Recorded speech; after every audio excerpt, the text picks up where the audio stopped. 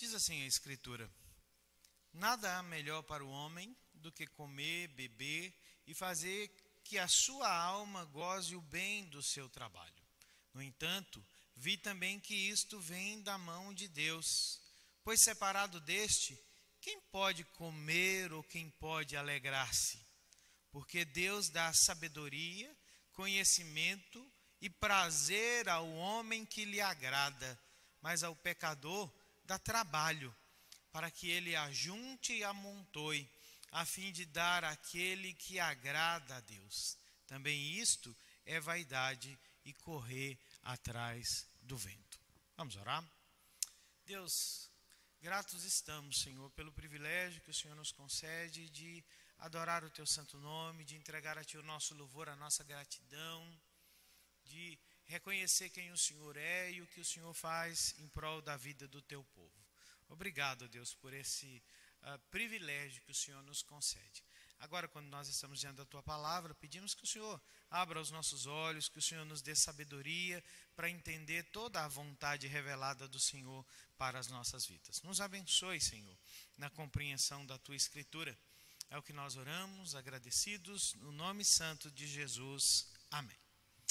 Temos dito aqui, ao longo dos nossos estudos, das nossas meditações no livro do Eclesiastes, que talvez as questões mais importantes que movam a vida humana sejam aquelas que falam a respeito de sentido e propósito, né? Qual é o sentido, qual é o propósito, qual é o significado da vida? Essas são questões que movem a história da humanidade, principalmente quando nós, às vezes, nos deparamos com situações em que a nossa existência enquanto humanos é colocada em risco, né? E essa pandemia tem nos feito pensar, tem nos feito considerar o que é que realmente vale a pena na vida, né? Qual é o sentido, qual é o propósito, qual é o significado da vida humana? Essas são questões que estão presentes desde sempre na história do homem, na sua jornada sobre a terra. O pregador se faz as mesmas questões, se faz as mesmas perguntas, à medida que nós vamos caminhando, né, pelo seu livro chamado Livro de Eclesiastes, né? E ele, no sentido ou na tentativa de encontrar sentido, encontrar propósito e significado para a vida, ele diz que ele realizou uma grande experiência sobre uma perspectiva, debaixo do sol. Todas as vezes que nós lemos essa frase no livro de Eclesiastes, nós sabemos que ela significa que o pregador tem uma perspectiva horizontal da existência humana. Ele está tentando encontrar sentido e significado na vida aqui, sem Deus, né, sem considerar um propósito e um sentido eterno. E ele então realizou essa sua experiência nesses 2 primeiros capítulos do livro de Eclesiastes, né, se voltando para a sabedoria, para o conhecimento humano. Capítulo 1, do verso 12 ao verso 18, ele diz que procurou na sabedoria esse sentido e esse significado, mas quanto mais ele procurou, mais frustração, mais sofrimento ele encontrou. Então ele se volta para o mundo dos prazeres, né? Na busca pela satisfação, pela saciedade da sua alma. Capítulo 2, do verso 1 até o verso de número 11. Ele se ateve a todos os prazeres, né, que a vida poderia lhe proporcionar, mas o resultado foi o mesmo da sua experiência anterior. Ele encontrou apenas frustração, ele encontrou apenas dor e sofrimento. Então ele se entrega à vida do trabalho. Nós vimos aqui a semana passada, né, do verso 18 até o verso 23, esse homem então procura sentido e significado para a sua vida no trabalho. Mas o resultado continua sendo o mesmo, né? Ele chega sempre às mesmas conclusões, que tudo é tudo é rebelim, né? Que tudo é vaidade. E quando nós usamos essa expressão, já disse para vocês que ela é uma expressão estranha para nós, porque a ideia de vaidade na nossa mente, no nosso coração, é alguém de frente do espelho, né? Se admirando vaidosamente. Mas o que ele diz aqui é que vaidade significa vaporosidade. É aquilo que nós não conseguimos segurar, é aquilo que não traz peso, não traz sentido para a nossa existência. Então imagine a dor desse homem pelo seu fracasso. Ele se voltou para as coisas que normalmente as pessoas no mundo se voltam nessa vida em busca de sentido, para o conhecimento, para a sabedoria, para o prazer, para a busca pela felicidade, para o trabalho, para as suas realizações. E ele encontra apenas fracasso. Então, queridos, não há resposta. É isso que o pregador está dizendo para nós, que não há sentido, não há significado, não há propósito na vida. De repente, o livro sofre uma reviravolta surpreendente, porque o pregador diz a primeira coisa verdadeiramente positiva no seu livro até agora, nos versos 24 até 26, né? Porque as suas palavras soam para nós aqui como oásis de esperança, de otimismo, em meio àquela desilusão, aquele desespero que até então tem marcado a sua busca. Essas suas palavras são raios de luz, né, em meio à escuridão, porque são palavras surpreendentes, é uma resposta surpreendente e libertadora. E essas palavras formam uma virada, um ponto de virada no livro, porque até então esse homem tinha fracassado em sua busca por sentido. E aonde ele vai, o desespero aumenta, a tristeza aumenta, né, a falta de propósito aumenta. Mas de repente, ele começa a enxergar as coisas por outros olhos, com uma outra perspectiva. Mas é preciso que nós entendamos de antemão, né, que o pregador não está aqui assumindo, né, aquele famoso lema latino, carpe diem. Ele não está dizendo aqui, olha, se a vida é isso mesmo, se é tudo sem sentido, se tudo é frustrante, se tudo é sem significado, então o que você tem que fazer com a sua vida é comer, beber, é se alegrar e festejar, porque no final das contas não existe nada mais do que isso. Sabe por que Salomão não está dizendo isso?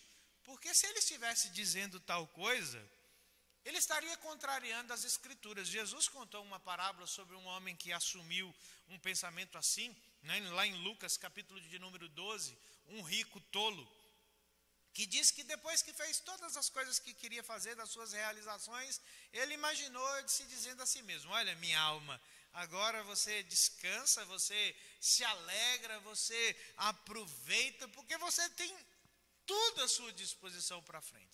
E a parábola diz assim, que Deus diz a ele, olha, você é um louco, hoje mesmo eu vou pedir contas da tua alma, e o que você tem preparado vai ser para quem? Então, Salomão não está assumindo isso, ou tampouco está assumindo, né, aquela perspectiva fatalista que o apóstolo Paulo diz que existia no coração de algumas pessoas, lá em Corinto, capítulo 15 da primeira carta, verso 32, que as pessoas diziam que a vida é simplesmente isso, olha, comamos e bebamos, porque amanhã, o quê?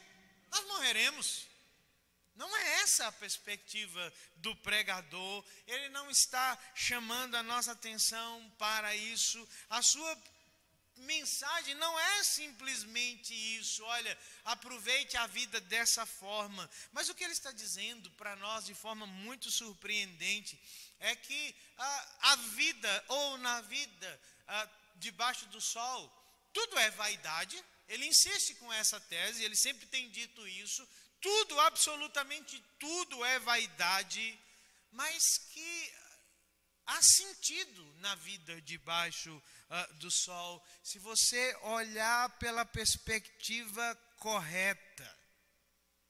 Então ele tem essas duas afirmações. Ele diz assim, olha, tudo na vida é rebel, tudo na vida é vaidade, mas há alguma coisa que é possível trazer alegria, alguma coisa que é possível trazer a bondade para a nossa vida.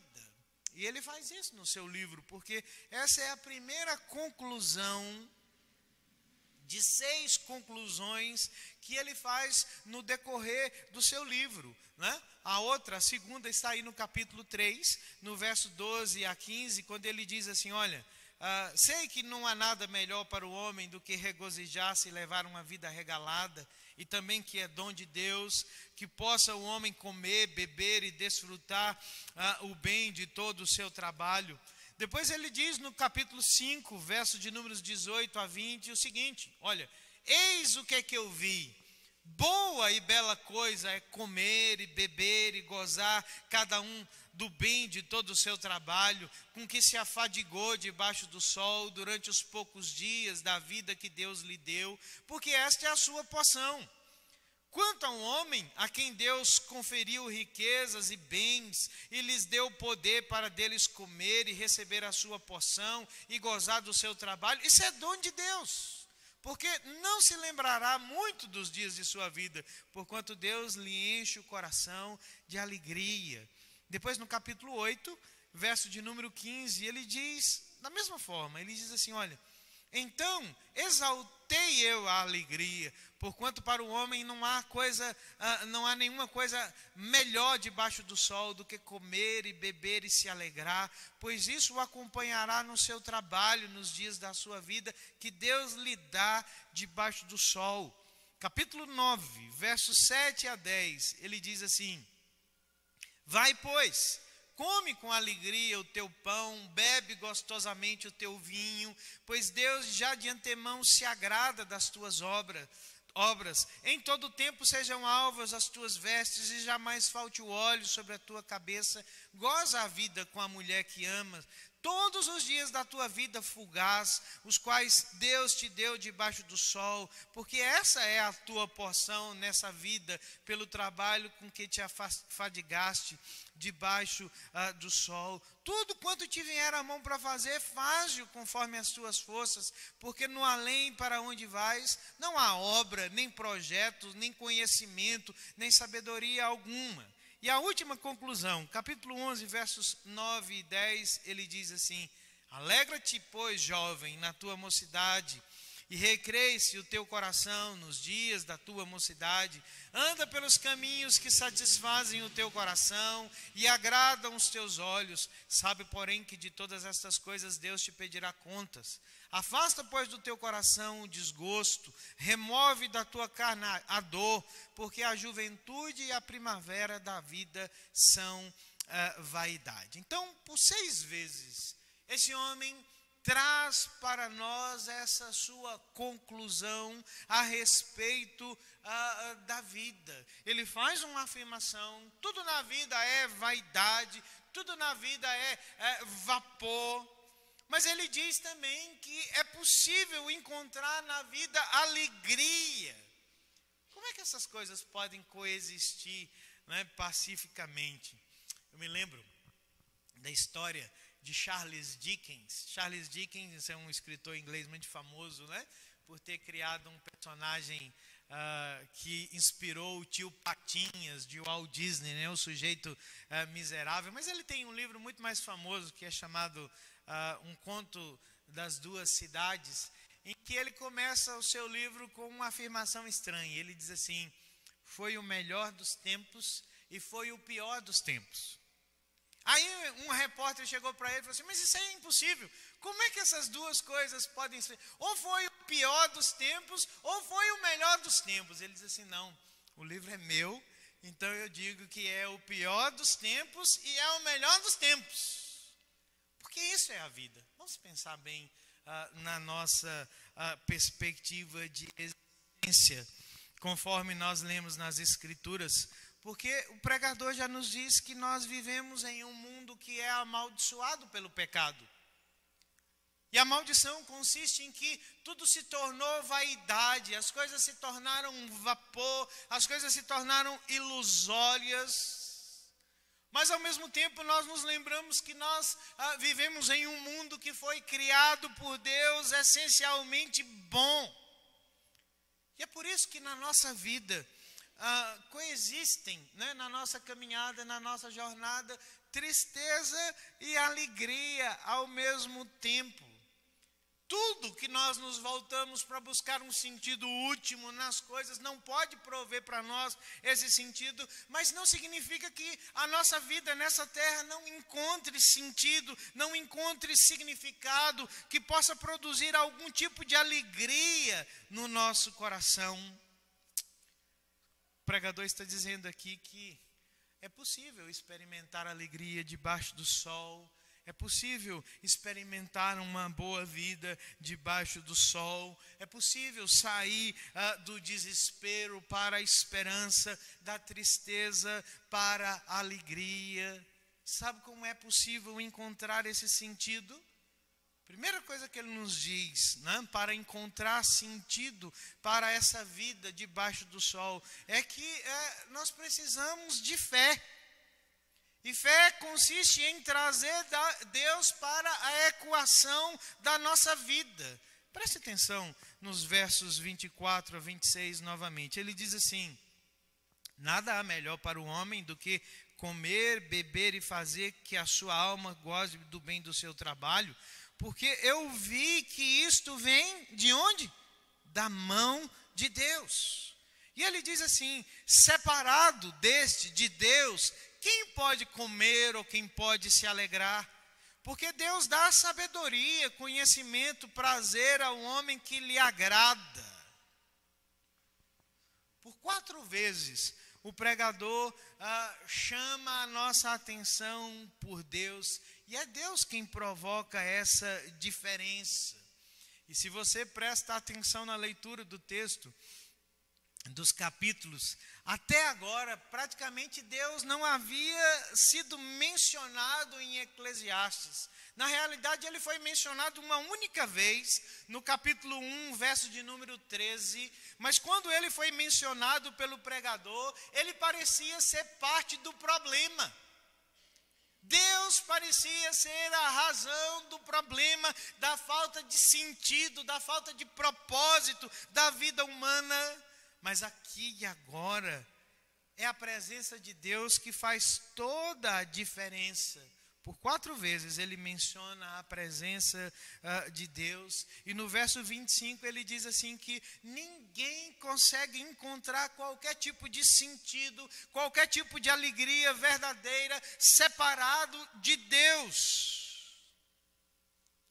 É por isso, irmãos, que nós precisamos entender aquilo que o pregador está dizendo a nós, que se porventura nós temos dificuldades de encontrar alegria, dificuldades em encontrar sentido para a nossa vida, para as coisas que nós vivemos, para as coisas que nós fazemos, isso se deve ao fato de que Deus talvez não ocupe o centro de todas as coisas na nossa vida.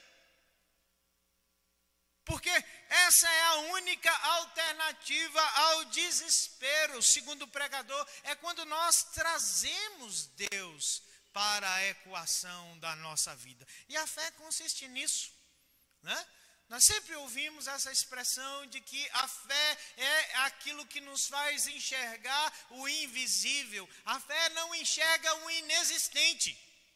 A fé vê o invisível, ela nos força a enxergar as coisas com uma outra perspectiva e trazer essa perspectiva para a nossa realidade. É preciso enxergar alguma coisa além da vaporosidade, é possível enxergar alguma coisa além daquilo que escorre pelos nossos dedos. O pregador diz que sem fé, nós não podemos encontrar um sentido e um significado que tragam alegria para a nossa vida. Porque a fé é aquilo que nos faz perceber a presença de Deus. A fé é aquilo que nos faz invocar a presença de Deus.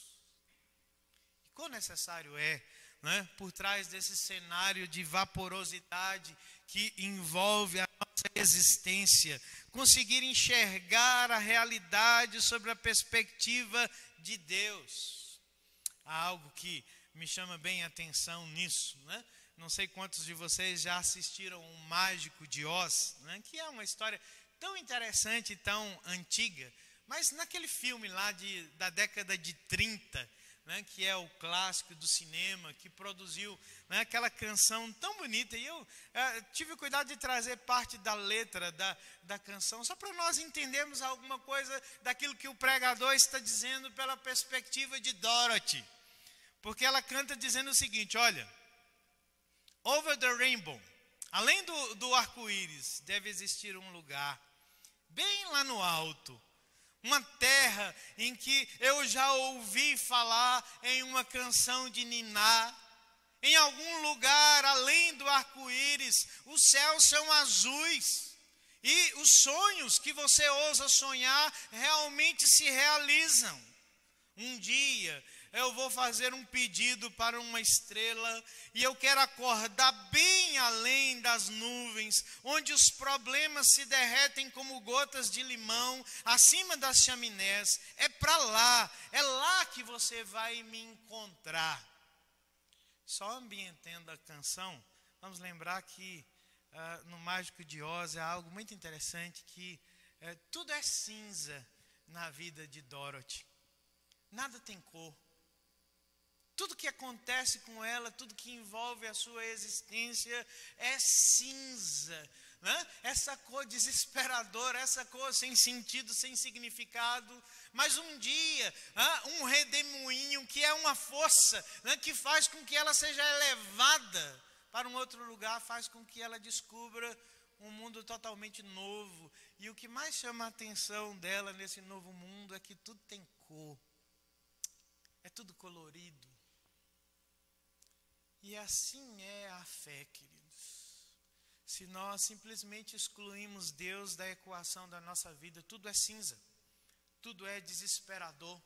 Nós não encontramos sentido nos estudos, nós não encontramos sentido no prazer, na busca pela satisfação, nós não encontramos sentido no trabalho, nas nossas realizações. Mas quando Deus vem para a equação, quando Deus é trazido pela fé, né, para a nossa existência, o pregador diz que nós conseguimos encontrar proveito, nós conseguimos encontrar sentido. E o resultado da fé, né, dessa presença de Deus, né, a segunda coisa que ele nos diz: Deus traz alegria.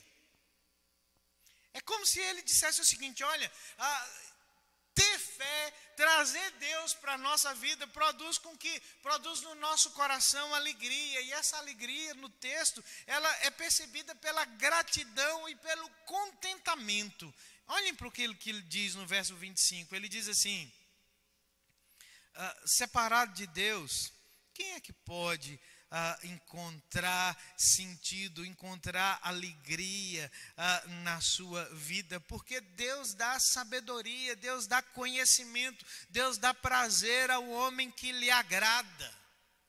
Não é por acaso que ele está listando aqui as coisas que ele havia colocado a alma na sua experiência. Ele buscou sabedoria, ele buscou prazer, ele buscou trabalho. Mas ele chegou à conclusão dizendo o seguinte: olha, tudo depende de Deus. Quando Deus vem para a minha vida, quando Deus vem para a perspectiva da minha existência, eu aprendo que Deus traz alegria. E as coisas começam a fazer sentido. Comer, beber, gozar os frutos do trabalho. O pregador parou de tentar obter prazer e satisfação para si mesmo, e ele começou a aceitar essas coisas como elas realmente são, dádivas graciosas da mão do Senhor. Foi a fé que permitiu que esse homem enxergasse as coisas como dádivas de Deus. Antes ele enxergava as coisas como merecimento. Vocês lembram as preocupações dele? Ele diz assim: olha, eu trabalho, né? Eu me dedico com afinco, Eu mereço gozar todas as coisas relativas ao meu trabalho, mas eu desculpo que eu não vou levar nada, eu vou morrer, eu vou deixar tudo. E aí vem um bonitão aí que vai herdar tudo que eu fiz. E eu nem sei que tipo de pessoa vai ser essa, se vai ser sábia, se vai ser tola, vai herdar toda a realização daquilo que eu produzi.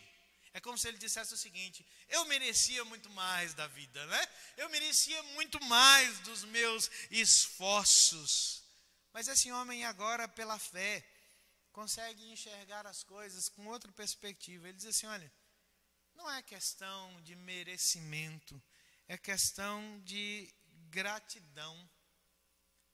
Se não vier da mão do Senhor, se não é da mão do Senhor, não há sentido. É importante que nós percebamos isso, porque o homem não é um poço artesiano.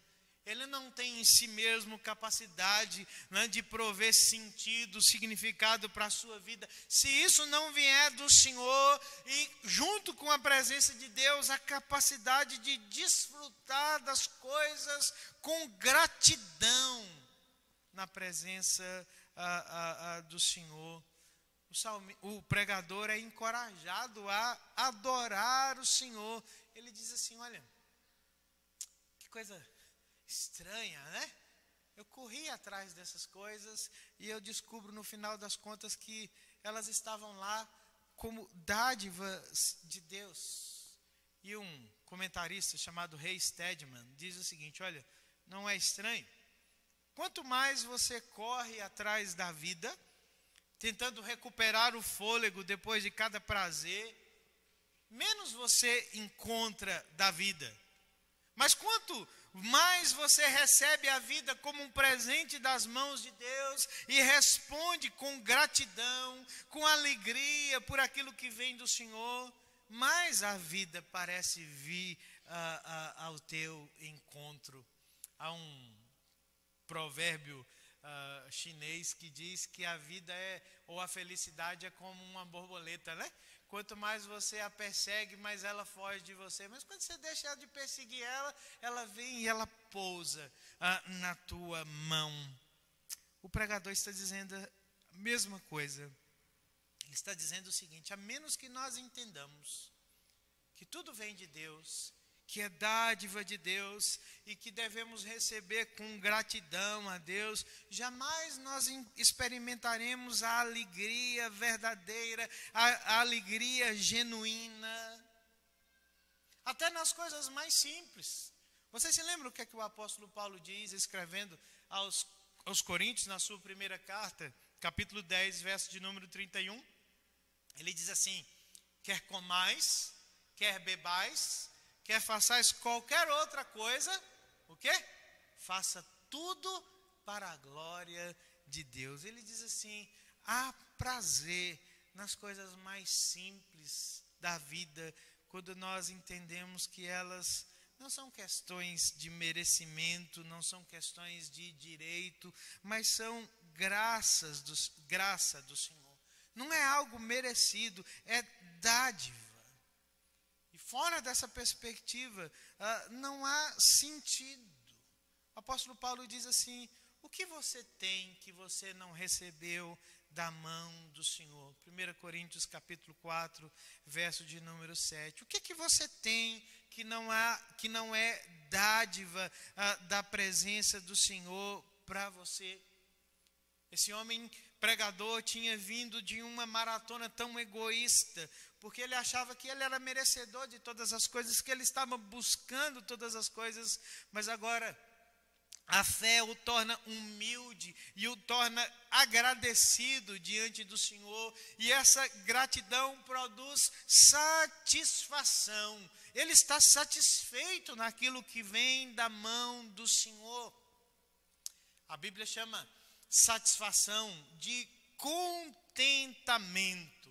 É mais do que felicidade, é mais do que a alegria, porque contentamento é a capacidade que nós temos de ficar satisfeitos, né?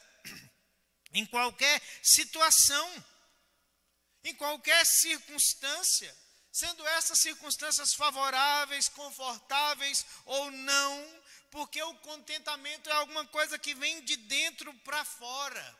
A palavra contentamento vem da língua latina, né? Contento, que é ligada à ideia de conteúdo, ou seja, o contentamento vem do conteúdo, vem do preenchimento da vida, daquele que tem conteúdo. E ninguém entendeu melhor do que isso, do que o apóstolo Paulo escrevendo aos Filipenses, no capítulo 4, né, do seu texto, a partir do verso 10, Paulo diz assim: olha, eu aprendi o segredo do contentamento. Eu aprendi a viver feliz em toda e qualquer situação. Eu sei ser honrado, sei ser humilhado, eu sei viver com muito, eu sei viver com nada. Sabe por quê? Olha o segredo, verso de número 13, ele diz assim: tudo posso naquele que me fortalece. Esse é o conteúdo da vida, né, daquele que tem fé, daquele que recebeu graça e misericórdia da presença do Senhor. Ele sabe que Cristo enche a sua vida e isso produz contentamento. Há um pensamento do político, né, advogado, poeta brasileiro chamado Vicente de Carvalho, que ele diz assim, que a felicidade é como uma árvore frondosa e cheia de frutos, e que essa felicidade existe. Mas sabe onde é que ela existe? Ela existe no lugar em que nós a plantamos. E ele diz assim, o grande problema é que geralmente nós nunca plantamos essa árvore da felicidade onde nós estamos. Sabe qual é a expressão que mais comumente acompanha as pessoas infelizes nessa vida, as pessoas que vivem desesperadas, as pessoas que vivem sem sentido e sem significado para a sua vida? É a expressão assim que.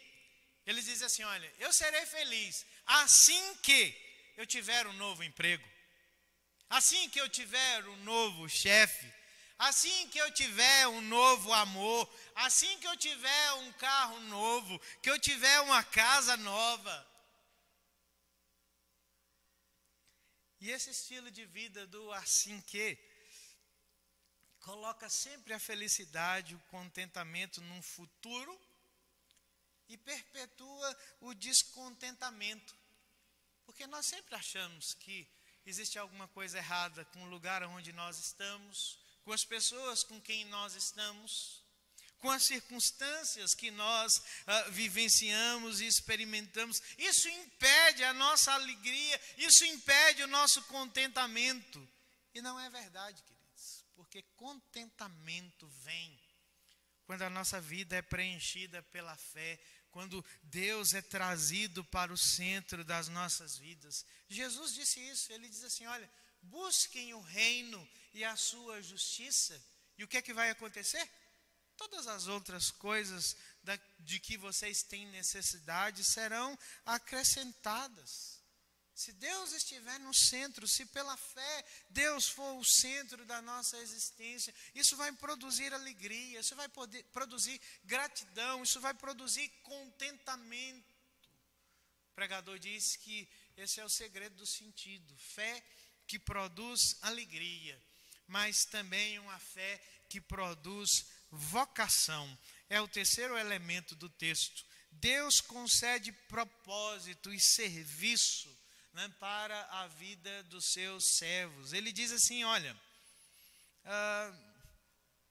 Deus dá sabedoria, conhecimento e prazer ao homem que lhe agrada, mas ao pecador Deus dá trabalho, para que ele ajunte e amontoe, a fim de dar aquele que agrada a Deus. Também isso é vaidade e correr atrás do vento. Esse pregador passou a enxergar o trabalho com outra perspectiva. Ele disse assim, olha, meu trabalho não é um suplício, não é uma fonte de sofrimento apenas, né? Mas meu trabalho é também uma dádiva de Deus, é alguma coisa que produz prazer no meu coração. Sabe como é? Ou quando é que o trabalho produz prazer no nosso coração? Sabe quando é que ele produz sentido na nossa vida? Quando nós trabalhamos para Deus em vez de trabalharmos para nós mesmos. Nós não fomos chamados para trabalhar para nós, em busca de sentido.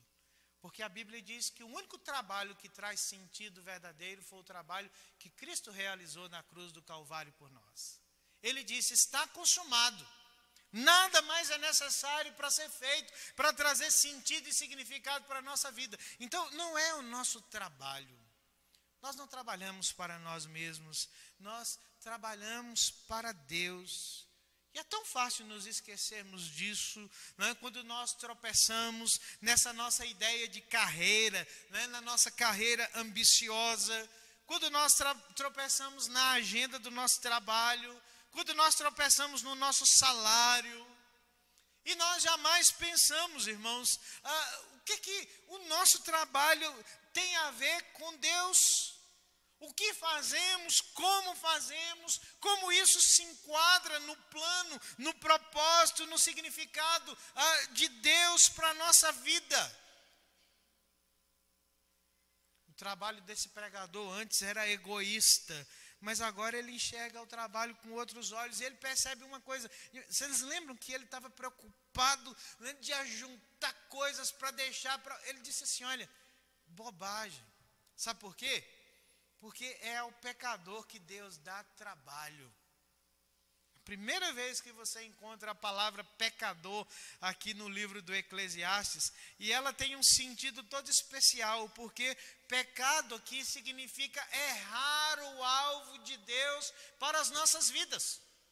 É quando nós nos esquecemos o propósito de Deus para a nossa existência. O pregador está dizendo o seguinte: olha, o trabalho mais difícil, ele pode ser recompensador, ele pode ser prazeroso, quando nós temos a perspectiva correta, e a perspectiva correta é a glória de Deus. Você já prestou atenção que a Bíblia jamais fala que os servos de Deus têm carreira? Você nunca vai encontrar na Bíblia, em algum lugar, dizendo que os servos de Deus têm carreira. Sabe o que é que eles têm? Vocação. Sabe o que é que eles têm? Missão. Eles não têm carreira falando primordialmente. Para o cristão, nós somos chamados com vocação, nós somos chamados com missão. É por isso que para o crente, Cristo é o seu verdadeiro patrão. É Cristo que é o nosso chefe. É Ele que traz sentido para as nossas vidas, não importa o qual seja o nosso trabalho. O apóstolo Paulo diz que nós estamos trabalhando para Cristo e para o seu reino. Ele diz assim: tudo que vocês fizerem, façam para o Senhor. Então, a fórmula de encontrar sentido e significado debaixo do sol é que nós descobrimos que nós não trabalhamos debaixo do sol, nós trabalhamos debaixo de Cristo. E isso faz toda a diferença na nossa vida. E pecar significa errar o alvo proposto por Deus para as nossas vidas. Sabe quem nos ensina melhor isso nas Escrituras? Esther. A história de Esther é uma história fantástica, né? Porque parece uma história de contos de fadas. Uma moça pobre, uma moça escrava, da noite para o dia se torna rainha do maior império que o mundo já conheceu. E como foi fácil para Esther chegar no palácio e ficar deslumbrada com tudo aquilo que ela não tinha e de repente tem, né? Pela posição, pela condição que ela tem. E de repente ela é notificada pelo seu pai adotivo, que na realidade é seu primo, né?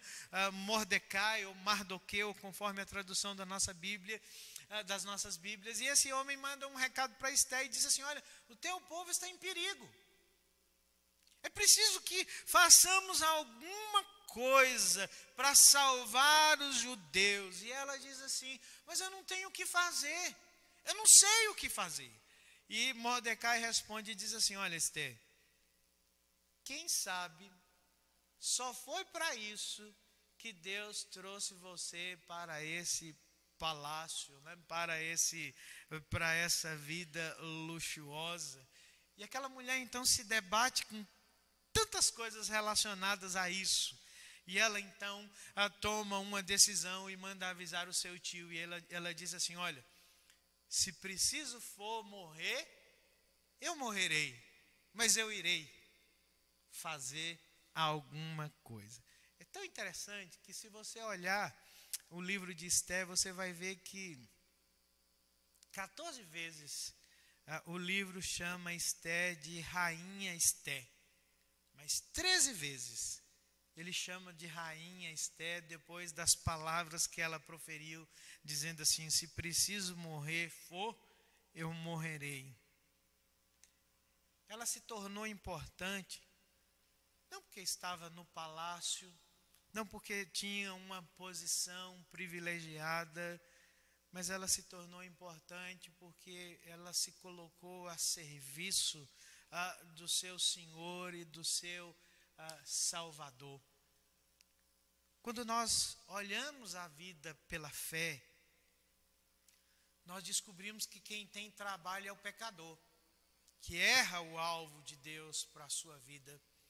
Mas aqueles que têm fé não têm trabalho, eles têm missão, eles têm vocação, eles acertam um alvo proposto por Deus para a sua existência, e eles se sentem felizes em não trabalhar para si mesmos, mas para trabalhar e servir aos propósitos de Deus. Você quer encontrar sentido, quer encontrar propósito, quer encontrar significado para a sua vida? Só existe um lugar. A Bíblia diz que é em Deus. Quando nós enxergamos Deus, Ele produz alegria, produz gratidão, produz contentamento, Ele produz vocação, produz missão na nossa existência. E é só assim, queridos, que a nossa vida tem proveito, tem sentido, tem propósito debaixo do sol. Fora de Deus, quem pode experimentar alguma coisa com sentido e significado? O pregador nos diz. Você quer encontrar sentido e significado para a tua existência? Olhe pelos olhos da fé. Porque somente a fé nos torna agradáveis ao Senhor. O pregador diz assim: Deus concede tudo isso a quem lhe agrada. Nós não temos em nós o poder de sermos agradáveis ao Senhor. A Bíblia diz que nós só somos agradáveis por causa do Filho de Deus, em quem Deus tem todo o seu prazer. Quando Jesus foi batizado, a Bíblia diz que uma pomba voou sobre ele, e uma voz do céu foi ouvida que disse o seguinte: este é o meu filho amado, em quem eu tenho todo o meu prazer. Ele me agrada. Nós não somos agradáveis a Deus em nós mesmos. Não há nada em nós que nos torne agradáveis, que nos torne abençoados, que nos torne úteis ao Senhor, a não ser a fé. Porque pela fé nós nos apropriamos do sacrifício de Cristo Jesus e nós somos tornados agradáveis a Deus. E nós encontramos alegria em Deus. E nós encontramos sentido e propósito em servir